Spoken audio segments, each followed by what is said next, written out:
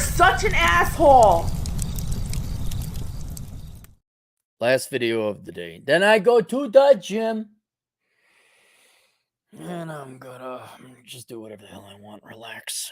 It's gonna get cold here, so I guess I gotta go outdoors and do things. All right. It's required a couple backs and forth. Hey, Cap, I was wondering how much for a video about if it's worth me going back to school to get a bachelor's degree in construction management. I've been working in a trade for 13 years. I don't want to identify you. And make 120,000 per year, and the degree could bump that to 150,000 per year. Do you need the extra 30 grand? Look, you have to go back to school for 4 years. Half of that degree is going to be BS. The other half could actually help, especially if you get on with a commercial or industrial kind of engineering firm or construction firm. But you make 120,000 a year now, and then you got to go work for someone. I understand if you want to transition, like your body's going to poop out someday. You want to switch from going into the field into the office. Since you have the year's experience, that would not be the worst degree for you to get. But I don't know, can you just save up enough money and not need to work when you're 55 or whenever your body goes to pot? Could bump me up to 150,000 a year or just start my own business. I already have my contractor license. I can also get an original. And I said, do you have a job offer for $150,000 for some employer if you get that degree?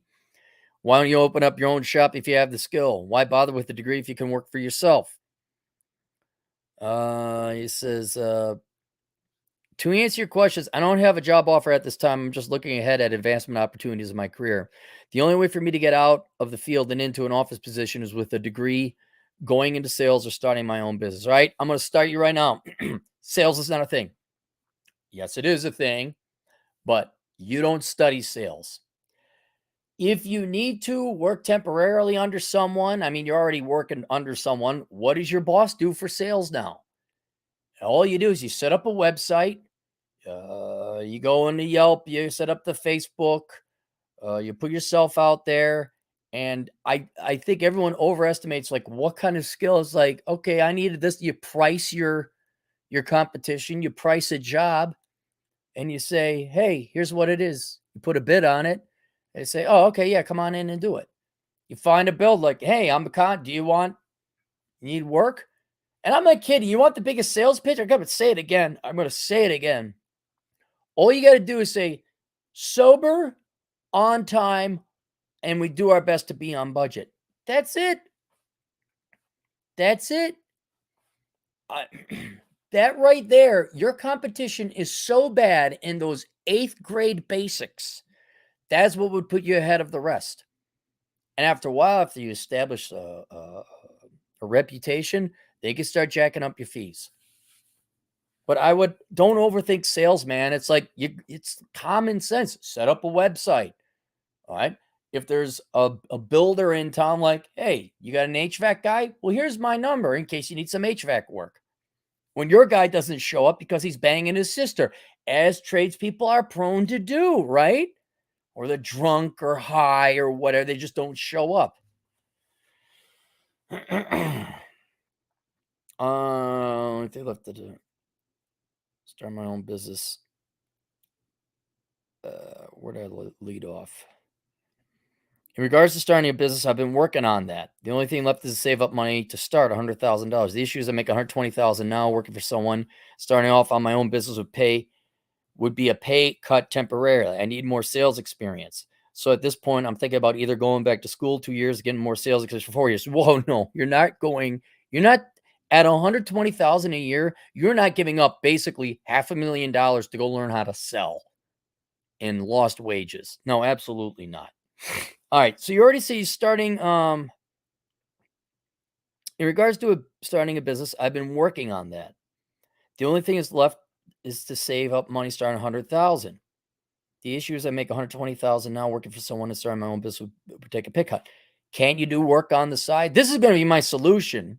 That's why it's called transitioning, because I think this has to be everybody's solution. It's the old 2-prong approach. You got your main gig, all right? Can't you just start doing work on the side? Did you sign a non-compete agreement with your current boss? Like, I don't even know if he cares if you do a little bit of work on the side. Can't you just like, Oh yeah, I'll help out Bobby on this house, or I'll help out this builder. They need an extra HVAC guy. I want to help out Jimmy. They need a plumber. All right. Isn't that, I saw that. Hell, I've seen that every house I've ever owned. And a buddy of mine, he was a carpenter. Like, oh yeah, I helped out over here. I helped out over there. Couldn't you gradually transition into it? Get your LLC, get your, start a little side gigs here and there underneath the table. And then like you get some people that the HVAC guy, the electrician, the plumber, like, hey, do you need some roofing?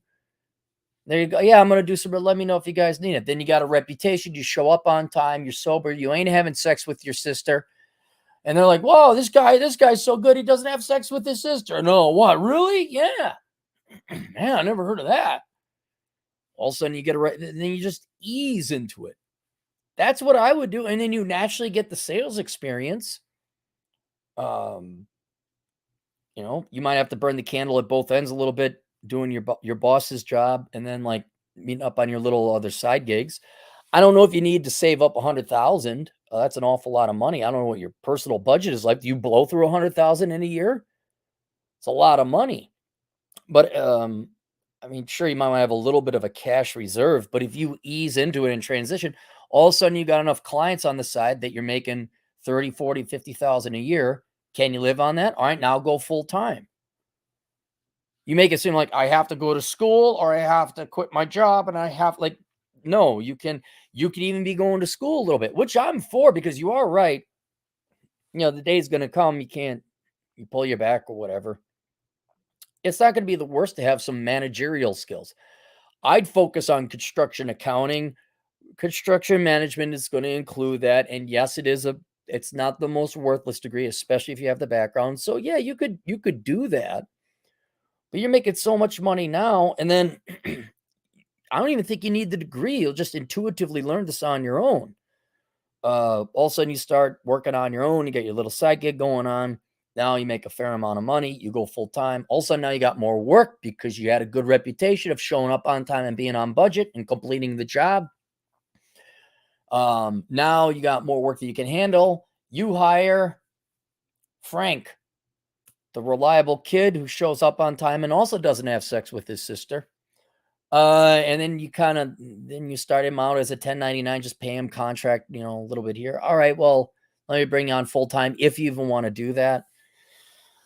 And just grow it organically. I don't think you stop, create an LLC, go full balls to the wall.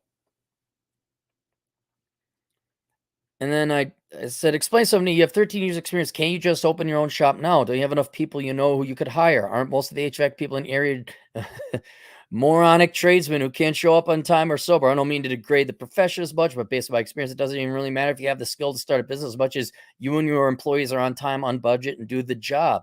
Basic 8th grade stuff. So if that's the case and you can just start a business, why haven't you? Or do you need a higher level license to start there being a company? Is the market small? There's enough work to go around? Or are there other guys in your profession? 13.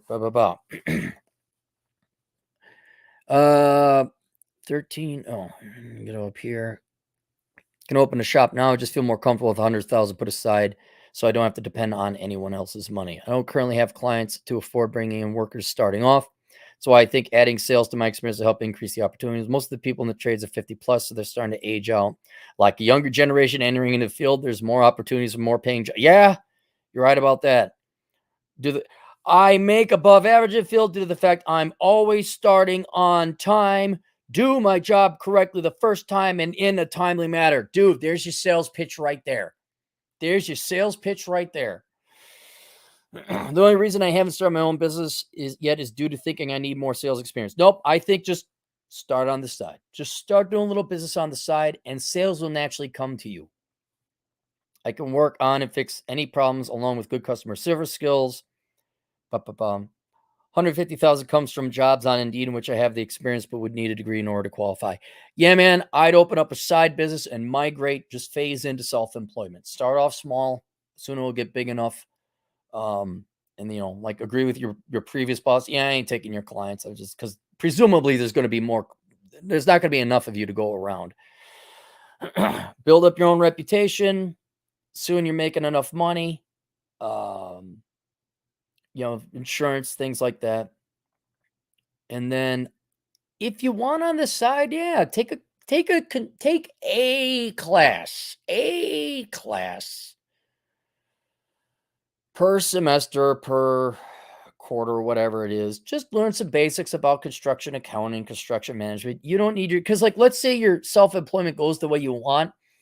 You don't need to learn sales. I'm going to assume you know how to use QuickBooks. You teach yourself that. You'll pick up a thing or two with construction management. But if you're successful running your own business, you won't need to go work for someone else. All of a sudden, you're bringing in 200, $250,000 a year. You have a good team of other guys running in the field for you. And you're just, it just has to work for your business. It doesn't have to follow all the rules and laws for some large manufacturing company. You just like, yeah, you file your taxes accurately. You do your accounting accurately for your little, 1 or 2 man shop, maybe 3 or 4 man shop. All of a sudden you're bringing in 200,000. You don't have to go work for anyone. And why would you give it up? You got your own thing. And then you got business and maybe you sell it to one of your employees. When you're 55, you don't want to work anymore.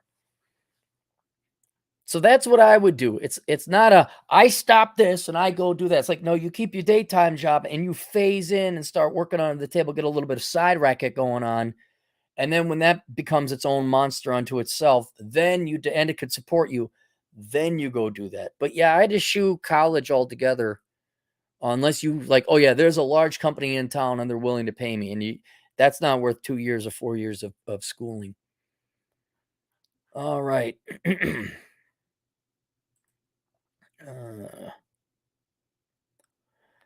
Anything else? That's it. There's a book that someone recommend. There you guys go. All right. See you guys later. Toodles.